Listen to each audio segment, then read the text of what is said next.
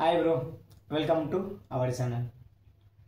நீங்கள் இதுவரையில் பார்த்த த்ரெட் எல்லாமே சிங்கிள் ஸ்டார்ட் த்ரெட் தானே. நீங்கள் இப்போ பார்க்க போகிற த்ரெட் வந்து வேறு level thread, multi start thread. பார்த்துருக்கீங்களா? நீங்கள் மல்டி ஸ்டார்ட் த்ரெட் பார்த்துருந்தீங்களான்னா எஸ் அப்படின்னு கமெண்ட் செக்ஷனில் கமெண்ட் பண்ணுங்கள். இப்போ வந்து சிங்கிள் ஸ்டார்ட்னா ஒரே ஒரு ஸ்டார்டிங் பாயிண்ட் மட்டும்தான் இருக்கும் அந்த ஒரு த்ரெட்டில். மல்டி ஸ்டார்ட் த்ரெட் அப்படின்னு பார்க்கும்போது 2, 3 இல்லைன்னா 4 த்ரெட்டுகள் ஸ்டார்ட் ஆகிருக்கும். ஒரே டயாமீட்டரில்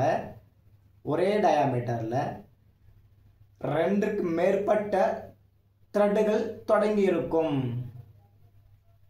அதுதாங்க மல்டி ஸ்டார்ட் த்ரெட் அப்படின்னு சொல்லுவாங்க. உங்களுக்கு படத்தில் நான் வந்து தெளிவாக கொடுத்துட்டு இருக்கேன். இந்த படத்தை பாருங்கள், உங்களுக்கு நல்லாவே புரியும். இப்போ எக்ஸாம்பிளாக ஒன்று சொல்லிடுறேன். அதுதாங்க இந்த வாட்டர் பாட்டில். இந்த வாட்டர் பாட்டிலை இந்த கேப்பை கட்டினாலே நமக்கு வந்து மல்டி ஸ்டார்ட் த்ரெட் வந்து ஈஸியாக நீங்கள் கண்டுபிடிச்சிடலாம். ஆனால் ஒரு சில வாட்டர் பாட்டிலில் வந்து இருக்காது, அதையும் சொல்லிடுறேன். இந்த இடத்துல ஸ்டார்ட் ஆகுது பாருங்கள் த்ரெட்டு. உங்களுக்கு நல்லா தெரியலன்னா உங்ககிட்ட வாட்டர் பாட்டில் இருந்ததுன்னா அதை எடுத்து பாருங்கள், நல்லாவே தெரியும். இதில் வந்து இங்கே ஒரு த்ரெட்டு ஸ்டார்ட் ஆகுது, தெரியுதுங்களா? இந்த இடத்துல வந்து ஒரு த்ரெட்டு ஸ்டார்ட் ஆகுது.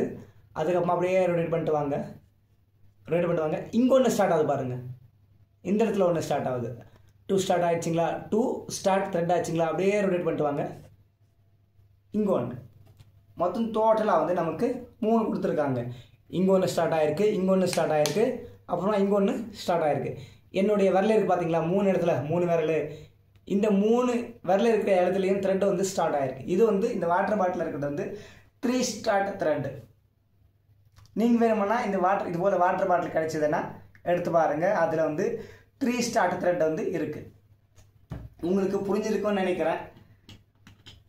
சிங்கிள் ஸ்டார்ட் த்ரெட்டுக்கும் மல்டி ஸ்டார்ட் த்ரெட்டுக்கும் உள்ள வித்தியாசம் என்ன அப்படின்றது உங்களுக்கு சிம்பிளாக புரிஞ்சுட்டு இருக்கும்.